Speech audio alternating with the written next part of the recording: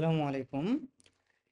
এখন আমরা একটি অ্যানালাইসিস করব, যে অ্যানালাইসিসটির জন্য আমরা যেই ডেটা সেটটা ইউজ করতেছি, এই ডেটা সেটটা হচ্ছে ডিভোর্স ডেটা সেট। এটা বিভিন্ন কাপলদের ইনফরমেশন নেওয়া হয়েছে, এখানে তাদের অপিনিয়ন নেওয়া হয়েছে এবং ওই কাপলগুলোর মধ্যে কেউ হয়তো ডিভোর্সড ছিল, কেউ হয়তো ডিভোর্সড না।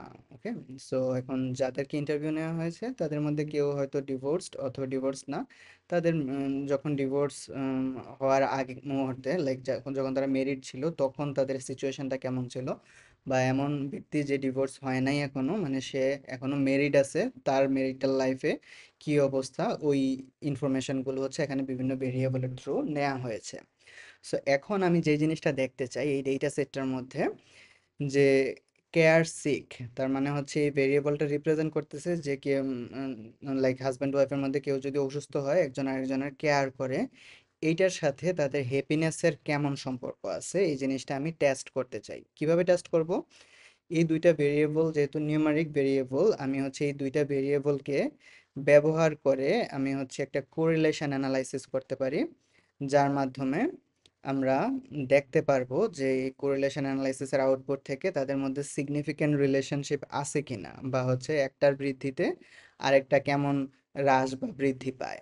সো এই কোরিলেশন অ্যানালাইসিসের মাধ্যমে আমরা আসলে চেক করি দুইটা ভেরিয়েবলের মধ্যে রিলেশনশিপ কেমন, রিলেশনশিপটা কি স্ট্রং না উইক না মডারেট, অথবা রিলেশনশিপটা কি পজিটিভ না নেগেটিভ।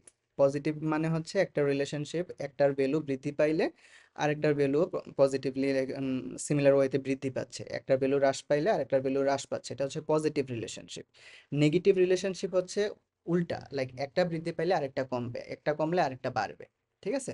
সো আমরা এখন এই পজিটিভ নেগেটিভ বা রিলেশনশিপের স্ট্রেংথ দেখার জন্য আমরা যে কাজটা করব, অ্যানালাইজে যাব, কোরিলেটে যাব, বাইভেরিয়েট সিলেক্ট করব, তারপর হচ্ছে আমরা হ্যাপি আর হচ্ছে কেয়ার সিক এই দুইটা ভেরিয়েবলকে সিলেক্ট করে এখানে এই অপশানে ড্র্যাগ করে নেব।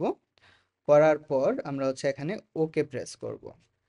সো দেখেন এখানে কি আসছে, এখানে কোরিলেশনের আউটপুটটা চলে আসছে। এটা থেকে ডিসিশন মেক করা খুবই সহজ, জটিল কোনো কিছু না। আপনি হচ্ছে জাস্ট এখানে দেখবেন সিগনিফিক্যান্স ভ্যালুটা কি আসছে, সিগনিফিক্যান্ট এই ভ্যালুটা এখানে আপনার দেখেন, এটা কিন্তু একটা ম্যাট্রিক্সের মতো, happy happy happy care sick, তারপর আবার care sick, happy care sick care sick. So আপনি জাস্ট হচ্ছে এই অংশটুকুর ভ্যালুটা দেখলেই চলবে, এটা কাইন্ড অফ মিরর ইমেজের মতো আর কি। ঠিক আছে? সো আপনি জাস্ট এটা দেখেন অথবা এটা দেখেন, দ্যাটস ফাইন। সো আমরা উপরের এই অংশটুকু নিয়ে কথা বলি। দেখেন কি হয়েছে এখানে। সো এখানে সিগনিফিক্যান্ট ভ্যালুটা লেস দেন 0.001 আসছে। সো নর্মালি যখন একটা ভ্যালু কোরিলেশন বা হচ্ছে যে কোনো অ্যানালাইসিস করলে আপনি যে সিগনিফিক্যান্ট ভ্যালুটা পান, ওই ভ্যালুটা যদি 0.05-এর চেয়ে ছোট আসে, তখন আমরা এটাকে বলি সিগনিফিক্যান্ট রিলেশনশিপ, মানে এই দুইটার মধ্যে একটা নোটিসেবল এবং সিগনিফিক্যান্ট সম্পর্ক আছে। এটা গেল হচ্ছে তাদের মধ্যে সিগনিফিক্যান্ট সম্পর্ক আছে কিনা এইটা ডিসিশন। এবার আমরা যে ডিসিশনটা দেখব, যে সম্পর্কটা কতটা স্ট্রঙ্গার এবং কেমন, মানে ডিরেকশন এবং ম্যাগনিটিউড অফ দ্যাট রিলেশনশিপ।